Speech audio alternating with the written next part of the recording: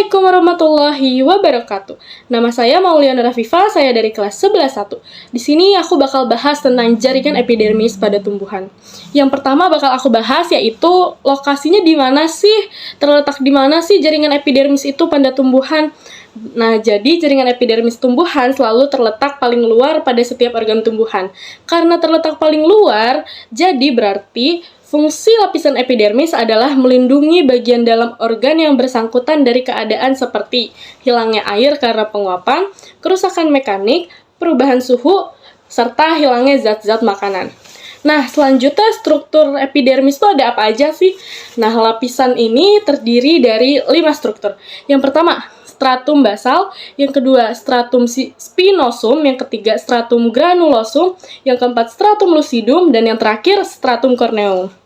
Selanjutnya, fungsi jaringan epidermis pada tumbuhan itu buat apa sih? Nah, sebagai yang tadi aku jelasin, sebagai lapisan paling luar, epidermis fungsi utamanya adalah pelindung jaringan pada bagian dalam. Epidermis melindungi jaringan tersebut dari kerusakan mekanik dan serangan hama, serta penyebab penyakit pada tumbuhan. Selain itu, apalagi sih fungsinya? Nah, selain sebagai pelindung, jaringan epidermis juga berfungsi sebagai tempat pertukaran zat. Epidermis terdapat pada batang, akar, dan daun.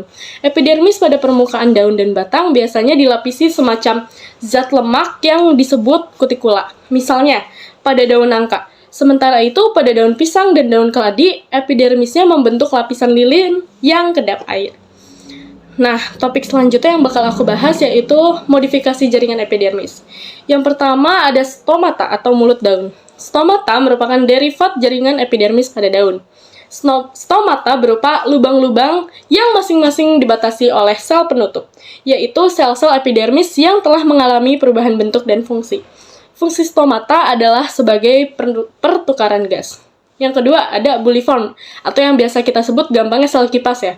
Buliform atau sel kipas merupakan salah satu alat tambahan pada bagian atas daun. Fungsinya adalah untuk menyimpan air dan proses penggulungan. Ketika tanaman mengalami kekurangan air, terjadilah peningkatan jumlah dan ukuran sel kipas, sehingga bentuk dari daun akan berubah atau menggulung, seperti contohnya daun bambu. Selanjutnya ada spina atau sel duri. Spina merupakan alat tambahan pada epidermis sel tumbuhan di bagian batang tumbuhan. Nah, selanjutnya ada sel kersik. Sel kersik adalah derivat epidermis yang mengandung zat kersik atau silika. Sel kersik pada tumbuhan menyebabkan permukaan batang pada tumbuhan tersebut menjadi keras. Nah, yang terakhir ada trichomata.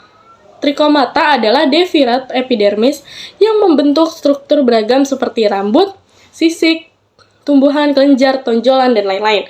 Trichomata terdapat hampir pada semua organ tumbuhan. Fungsinya adalah untuk mengurangi penguapan dan meneruskan rangsangan. Nah, itu aja yang bisa aku jelasin tentang jaringan epidermis ini.